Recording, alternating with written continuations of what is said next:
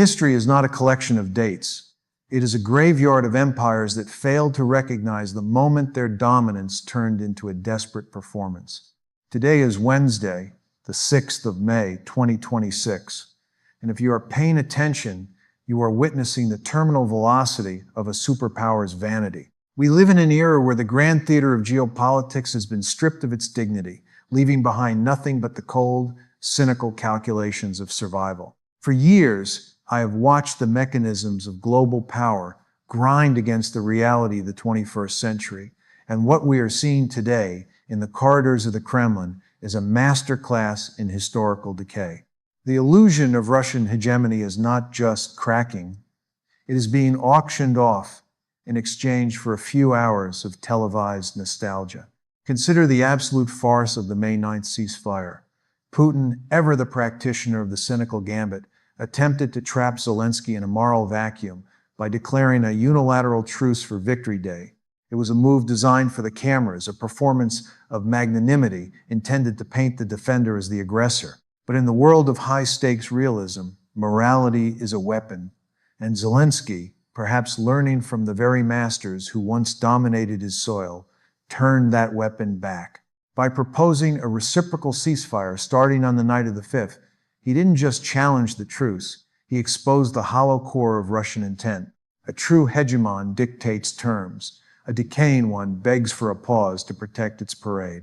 And as expected, the Kremlin could not help itself. The mask of the peacemaker fell before the first sunrise, shattered by over 1,800 recorded attacks across the front lines. Russia wanted the protection of a ceasefire without the inconvenience of actually ceasing its fire. It is the quintessential paradox of a regime that has lost its way. It craves the respect of a world it continues to set on fire. Now, we find ourselves in a surreal reality where the master of the house must ask the neighbor for permission to hold a party. Zelensky now holds the upper hand, and the psychological weight of that shift is immense. The Victory Day parade, once a terrifying display of Soviet-era industrial might, has been reduced to a target of opportunity. In 15 Russian regions, the parades have been canceled entirely. Think about that. The very regions that are supposed to be the bedrock of Russian stability, Leningrad, Novgorod, Pskov, Kaluga, Orel, Bryansk, Kursk, Voronezh, have opted for silence over celebration. In Moscow and St. Petersburg, the heart of the empire, the spectacle will proceed, but it will be a ghost of its former self. No heavy military equipment, no ships, just a hollow echo of boots on pavement and perhaps a few antique tanks to remind the people of a glory they can no longer project. 2 years ago, they began removing the ships. Last year, the tanks thinned out. This year, the threat alone has been enough to dismantle the pageantry. This is the reality of a superpower that has been outmaneuvered. Its symbols of strength have become liabilities. The Kremlin's response to this humiliation is as predictable as it is pathetic. When force fails, they resort to the only language they have left, the threat of escalation. The Russian Foreign Ministry is now urging foreign diplomats to evacuate Kyiv, threatening to strike decision-making centers if the May 9th parade is disrupted. It is a desperate attempt to regain the initiative through terror. But in the world of geopolitical realism, a threat only works if the other side believes you have something left to lose. By announcing nuclear-capable missile tests ahead of the parade, Moscow isn't projecting strength. It is flexing a muscle that is already cramping. These are the standard flexes of a regime that has run out of conventional options. They seal off launch zones in Kamchatka and rattle the nuclear saber because the alternative is to admit that their conventional military machine is being methodically dismantled by a nation they once claimed did not exist. The hypocrisy reaches its zenith in the Black Sea resort of Tuapse. While missiles are being prepped for tests and cities are being fortified against drone strikes, the Kremlin insists that the tourist season will begin on time. It is a staggering display of cognitive dissonance. Tuapse has been hit 5 times by Ukrainian drones in the last 40 days. The last strike didn't just hit, it crippled the region's processing capabilities and left a massive oil leak bleeding into the sea. Yet the official narrative remains one of normalcy. This is the hallmark of a collapsing hegemony, the insistence that everything is fine even as the infrastructure of daily life disintegrates. They want the world to see sunbathers on the beach while the refineries burn in the background. It is a lie so transparent it borders on the insulting. Yet it is a lie they must maintain to prevent the total psychological collapse of the Russian domestic front. Behind the red walls of the Kremlin, the atmosphere is thickening with a rising sense of internal distrust. We are seeing things now that we haven't seen in years. Leaked intelligence reports detailing Putin's increasing obsession with his personal safety and the safety of his inner circle. There is talk of coups, of infighting, of a groundswell of tension that is no longer being contained by the traditional mechanisms of fear. While a radical move within the Kremlin remains a possibility rather than a high probability, the mere fact that coup talk has entered the mainstream discourse is a seismic shift. In March, we saw the first hints of this internal rot. Now, in May, those leaks are becoming floods. The elite are no longer looking at Putin as the guarantor of their wealth and security. They are looking at him as the architect of their isolation. The tragedy of the U.S. establishment's role in this cannot be overlooked. For years, the Biden administration was paralyzed by the fear of Russian escalation, delivering aid with a lethargy that cost thousands of lives. Trump, on the other hand, showed a blatant disregard for the sovereignty of Ukraine, viewing the conflict through the narrow lens of a transactional dealmaker. Yet, in the face of this systemic indifference from the West, Ukraine did something the analysts said was impossible. They innovated. Necessity became the mother of invention. While the Americans hesitated to provide long-range missiles, the Ukrainians built their own. Today, it is not U.S.-made systems that are burning Russian refineries. It is the ingenuity of a people who realized that their survival depends on their own hands, not the whims of a distant White House. The Estonian General Riho Tereš was right. The replacement for Western hesitation is already burning across the Russian landscape. As we watch the world order shift, we see the smaller players choosing their sides with a chilling pragmatism. Norway and Denmark have stepped up, becoming some of the largest contributors to the Pearl mechanism, funneling billions into the purchase of U.S.-made weapons for Kyiv. They understand what the realists have always known. Security is not a gift. It is a commodity that must be bought and defended. Meanwhile, in the Balkans, we see the holdouts. Serbia's Vučić claims that joining sanctions would betray the soul of the Serbian people.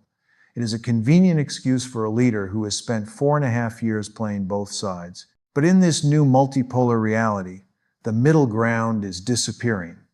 Vučić asks what he is fighting for, but the real question is, what is the price of his soul? If war crimes and the systematic destruction of a neighbor aren't enough to turn his back on Moscow, then what is? This is the moral erosion that accompanies the decline of the old world order, a world where soul is just another word for strategic convenience. The shifting tectonic plates of the Caucasus and the Black Sea are providing a masterclass in the erosion of regional hegemony. While the world's eyes are glued to the front lines, a much larger story is unfolding on Russia's periphery. Look at the map, and you will see a neighborhood in open revolt against the ghost of the Soviet sphere. Zelensky's recent diplomatic maneuvers in Armenia and his strategic coordination with the president of Azerbaijan are not just bilateral meetings. They are the final nails in the coffin of Russian influence in the South Caucasus. Georgia remains locked in a bitter struggle with a pro-Russian regime, but its neighbors have already begun to pivot toward the European security architecture. This isn't just about diplomacy. It's about the cold realization that the Kremlin can no longer provide the security it once promised. When a hegemon can't even protect its own Victory Day parade, its security guarantees to its neighbors become worthless paper. We are witnessing the birth of a new regional stability, one that is increasingly defined by its distance from Moscow. In the midst of this, the internal politics of the United States continue to add a layer of chaotic unpredictability to the conflict. The narrative surrounding Donald Trump and his relationship with Ukraine is undergoing a fascinating, albeit cynical, transformation. For years, the establishment viewed Trump as a wild card, perhaps even a Russian asset. But look at the recent shifts. As General Ben Hodges and other keen observers have noted, Trump's tone toward Zelensky is thawing. Why? Because Trump, like all classic realists, aligns himself with winners. He sees a Ukrainian military that is systematically dismantling the Russian army. He sees a resilient nation that refuses to collapse. And he sees a leader in Zelensky who has outlasted every prediction of his demise. The transactional nature of Trump's politics means that if Ukraine is winning, Ukraine is a partner worth having. This potential pivot is a nightmare for the Kremlin, which had banked on a fractured West to secure its victory. If the Republican establishment decides that backing a winning Ukraine is the ultimate display of American strength, the strategic landscape for Putin becomes untenable. The year 2026 has become a year of remarkable clarity. In 2023, the failed offensive was a source of depression. In 2024 and 2025, the war felt like an endless, grinding stalemate. But after the winter of 2026, when Russia failed to break the Ukrainian spirit by targeting thermal and electrical infrastructure, the momentum shifted permanently. This is the stage of the war where the sheer exhaustion of the aggressor begins to manifest in bizarre ways. Enter North Korea, the ultimate symbol of a world being carved into hostile camps. Pyongyang's decision to amend its constitution and officially designate South Korea as a hostile state is more than just rhetorical flourish. It is a formal abandonment of the dream of reunification, a signal that the remnants of the Cold War are being revitalized to serve the interests of the new axis of disruption. As Russia grows more dependent on North Korean shells and Iranian drones, it descends further into the company of pariah states, trading its historical status as a great power for the survival of a failing regime. This desperation is perfectly encapsulated in the farce of the Victory Day memes flooding the digital space images of Putin in a deep bunker, protected by cope cages even in his own capital. The irony is thick enough to choke on. On day 1,533 of a three-day war, the once mighty Russian military is reduced to begging for a ceasefire just to hold a parade. It is a moment of profound psychological defeat. When you have to ask your enemy for permission to celebrate a victory that happened 80 years ago, you have already lost the current war. The grand sweep of history is indifferent to sentiment. It only cares about the reality of power. And the reality is that the Russian establishment is trapped in a box of its own making. They cannot win on the battlefield. They cannot maintain stability at home, and they cannot even project the illusion of strength without looking like a caricature of their former selves. The U.S. State Department's approval of the sale of 1,500 extended-range JDAM bombs to Ukraine is the final piece of this strategic puzzle, worth over $373 million. These systems represent a qualitative leap in Ukraine's ability to strike deep into the heart of Russian logistics. The Western establishment, after years of hesitation, has finally realized that the only way to end this war is to give Ukraine the tools to make Russian occupation physically and economically impossible. This isn't about supporting democracy. It's about the pragmatic dismantling of a rival that dared to challenge the post-war order and failed. The cynicism of the American establishment is matched only by the resilience of the Ukrainian people, who have taken Western technology and combined it with their own indigenous innovation to create a military machine that is now the most battle-hardened force in Europe. As we look at the ruins of Russian strategy, we must ask, what comes next for a nation that has defined itself through military glory when that glory is exposed as a hollow shell? The internal dissension within the Kremlin is not just about who sits in the big chair, it's about the survival of the Russian state itself. The leaks, the infighting, and the growing sense of distrust are the symptoms of a system that can no longer justify its own existence. They wanted to be the big boss who only talks to other big bosses, but they ended up as the pariah who can't even secure their own borders. This is the end state of a geopolitical realist nightmare, a power that overextended itself, miscalculated its enemy's resolve, and ignored the historical inevitability of its own decline. The internal decay of the Russian state is no longer a matter of conjecture. It is a documented reality leaking through the cracks of a crumbling edifice. When we look at the reports emerging from European intelligence, we see a president whose obsession with personal security has eclipsed his duty to the state. The infighting within the Kremlin, which began as a low-frequency hum back in March, has by May 2026 reached a deafening crescendo. This is the inevitable endgame of a system built on patronage rather than merit. In a world of geopolitical realism, loyalty is a currency that devalues rapidly when the leader can no longer deliver victory or wealth. The tension and unease behind the Kremlin walls are the tremors before a seismic shift. While the masses may not yet rise in the streets of Moscow, the elite are already sharpening their knives, realizing that the survival of the Russian Federation may soon depend on the removal of the man who led it into this abyss. This internal dissension is the most dangerous threat to any autocrat, for it is a cancer that cannot be cured by nuclear saber-rattling or propaganda. As the Russian military machine grinds to a halt, the void it leaves is being filled by a new, more autonomous Ukraine. The failure of the U.S. establishment to provide long-range missiles in a timely manner was a strategic blunder rooted in a fear of an escalation that was already happening. But in the grand sweep of history, such failures often provide the catalyst for innovation. Ukraine did not wait for the White House to find its courage. It built its own long-range strike capabilities. Today, the sites of Russian refineries burning are a testament to the fact that power is not just something you receive, it is something you create. The Estonian General Rio Terras's observation that the replacement for U.S. missiles is already burning through Russian infrastructure is the ultimate irony. Necessity has forced Ukraine to become the very thing the West was too afraid to arm. A sovereign power capable of striking at the heart of an empire without asking for permission. This is the hallmark of the emerging multipolar world, the decentralization of military might and the rise of middle-class powers that refuse to be pawns in a superpower's game. The broader geopolitical consequences of this shift are echoing from the Balkans to the Korean Peninsula. When Serbia's Vučić speaks of the soul of the people as a reason to avoid sanctions, he is attempting to use sentimentality to mask a strategic dead end. The reality is that the old alliances are becoming liabilities. If Russia cannot even protect its own victory parades, what can it offer a nation like Serbia?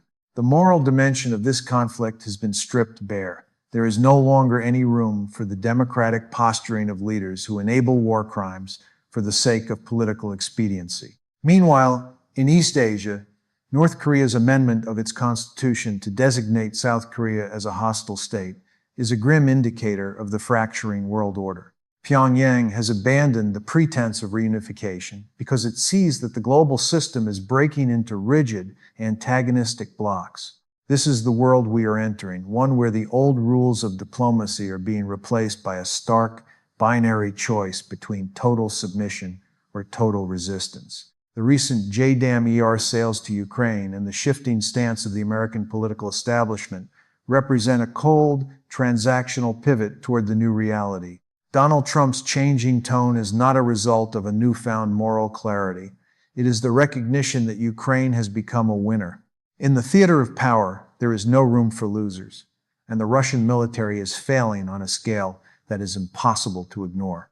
The year 2026 will be remembered as the moment the West finally stopped fearing the Russian bear and started treating it as a wounded, cornered animal. This transition from fear to management is the final stage of a hegemon's decline.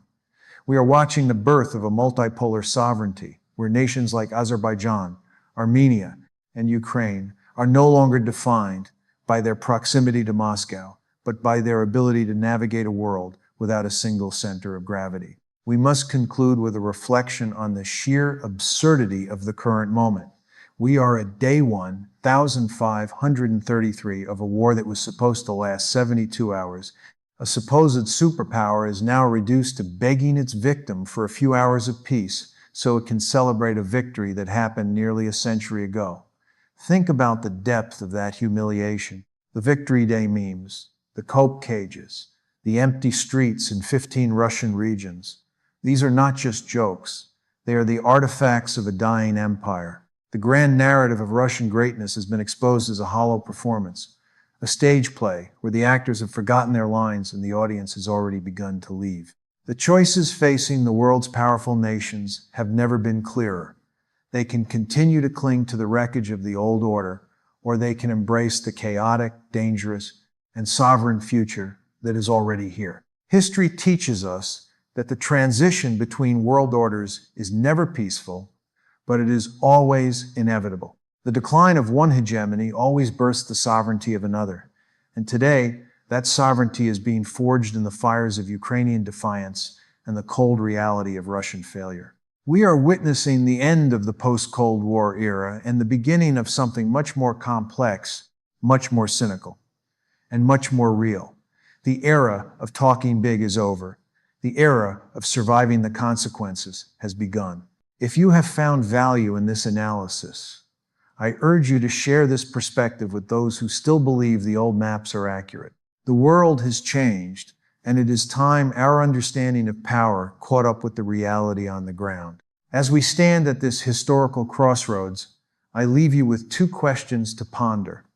In a world where the traditional symbols of power have become targets, what defines a superpower in the 21st century? And if an empire's survival depends on the permission of the very nation it sought to destroy, can it still be called an empire at all?